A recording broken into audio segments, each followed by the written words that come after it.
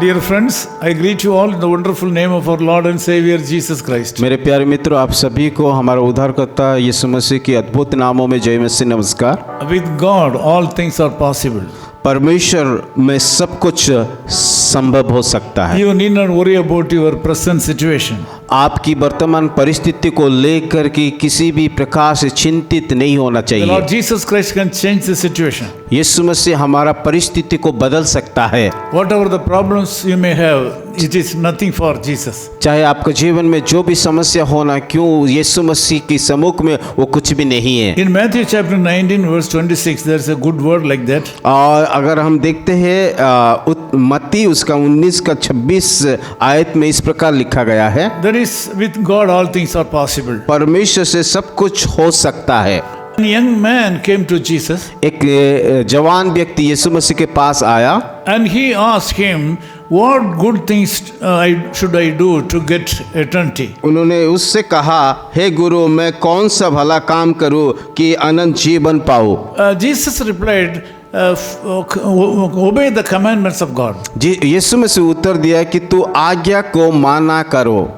He replied that he was following all the commandments of God from his young age. और उस जवान व्यक्ति ने उत्तर दिया, इस सब तो मैंने माना हूँ बचपन से। But Jesus Christ was able to recognize the bottom level thinking of that young man. यीशु मसीह की उस जवान की व्यक्ति के अंदर देखा कि उसमें तो कुछ है। And he found that he was having greediness and love for his wealth. और यीशु मसीह देखा उसके जीवन में कि लोभ से भरा हुआ है कि उस धन के प्रति। So he was so proud about his wealth. उन्होंने उसके धन को लेकर के घमंड दिखा रहा था। He had to do a lot of things through his wealth. उसके धन के द्वारा बहुत सारे कामों को कर रहा था। So Jesus asked him to sell out all his properties and give them to the poor and follow him. और यीशु मसीह उसको कहा कि तुम्हारे पास जो भी धन है उन सारे धन को कंगाल को दे दो। But the young man returned sorrowfully with great pain. परंतु वो जवान ये बात सुन करके उदास होकर के चला गया क्योंकि उसके पास बहुत धन था। Bible scholars says that there was a narrow gate in one of the ways to enter into Jerusalem in older days. और बाइबल इस प्रकार कहता है, या बाइबल का जो विद्वान व्यक्ति इस लोग ऐसा कहते हैं कि यरूशलेम में प्राचीन काल में एक सकरा रास्ता था। Some scholars say the name of the gate was Camel's Eye and some of them are saying the Camel's Ear. और कई विद्वान लोग इस प्रकार कहते हैं कि वो ऊंट का आँख जैसा या ऊंट का आँखों जैसा। Because the gate was very narrow, camels cannot enter into Jerusalem through that gate. क्योंकि वो यरूशलेम में बहुत सकरा रास्ता था ताकि ऊंट उस रास्ता में हो करके जा नहीं पा रहा था। So if a camel has to go compulsorily through that narrow gate and enter into Jerusalem, अगर उस सकरा रास्ता में ऊंट यरूशलेम में प्रवेश कर सकता है, the load on the back of the camel should be removed and it should kneel down and go through that. पर उस ऊंट को कि झुकना पड़ेगा, उसके ऊपर में जो भी वजन है वो सारा चीज को निकल करके अंदर घुस सकता है। Because of that Jesus said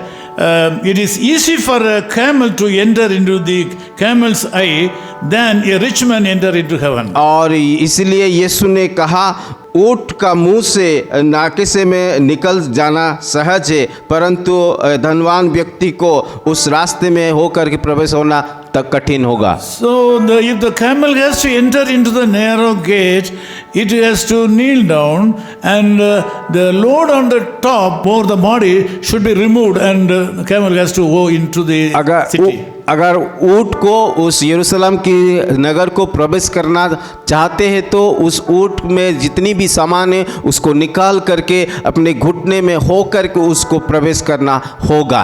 Since the camel was not able to enter into the Jerusalem city, the rich man also cannot enter into heaven if he is going with all these burdens. जैसे कि वो ऊँट को आपने अगर वो नहीं झुकता तो प्रवेश नहीं कर सकता है, उसी रीति से अगर जवान व्यक्ति अपने सारा घमंड जब तक वो नहीं छोड़ेगा तब तक उस परमेश्वर के राज्य में प्रवेश नहीं हो सकता है। So if even the rich people can enter into heaven, if they are able to submit them and their property and their availability to the Lord Jesus Christ fully. ऐसा नहीं कि धनवान व्यक्ति स्वर्ग नहीं जा सकता है, धनवान व्यक्ति भी स्वर्ग जा सकता है जब अपना अहंकार को छोड़ेंगे, सारा पाप को छोड़ेंगे, तब उस स्वर्ग राज्य को जा सकता है। Humanly, the rich people will not give up their properties and proud. और हम देखते हैं कि धनवान व्यक्ति अपना धन को नहीं छोड़ते और घमंड को जब नहीं छोड़ते हैं, Because of that, Jesus said, with man cannot do that, but with God all things are possible. ये बात तो हम देखते हैं कि मनुष्य में जो नहीं हो सकता है परंतु परमेश्वर में सब कुछ हो सकता है। So this morning God can do wonders in your life. आज के सुबह परमेश्वर आपके जीवन में कि अद्भुत काम को कर सकता है। With God you can enjoy blessings in this world. परमेश्वर से आप सब लोग उसके आशीष को अनुभव कर सकते हो। With God, Jesus Christ, you can enjoy all the blessings of this world. परमेश्वर से या यीशु मसीह से आप सारे आशीषों को कि अनुभव कर सकते हैं, आनंद ले सकते हैं। Ultimately, with Him, all things are possible. आखिरी में उसकी सम्मुख में सब कुछ संभव है। All things are possible for you सब this कुछ morning. उसकी सम्मुख में संभव हो सकता है। Think positive इसीलिए हमें सकारात्मक से सोचना है and trust Jesus Christ for a miracle in your life. और उस यीशु मसीह के ऊपर विश्वास कीजिए ताकि वो आपके जीवन में कि अद्भुत काम को करे। Loving Father, we thank you for this wonderful time. प्यारे खुदावन इस सुंदर अवसर के लिए हम धन्यवाद देते हैं। Thank you, Lord, for the wonderful message that you have given this morning. प्रभु आज के सुंदर वचन के लिए हम धन्यवाद देते हैं। Thank you so much once again for confirming that with you we can do all things. प्रभु धन्यवाद देते कि हमें और एक बार सुनिश्चित करने के लिए कि आपके द्वारा सब कुछ हो सकता है। Nothing is impossible for us through you. आपके द्वारा हम सब कुछ कर सकते I हैं। speak prosperity and blessing upon these people. प्रभु मैं आपके नाम से आकर के प्रार्थना करता हूँ कि सारे लोगों के ऊपर आप आशीष कर Thank you, दीजिए। Lord. We ask all these things in the name of Jesus Christ, our ये Savior. सारे प्रार्थना हमारे उद्धारकर्ता यीशु मसीह के नाम से हम मांगते हैं। Amen. आमीन।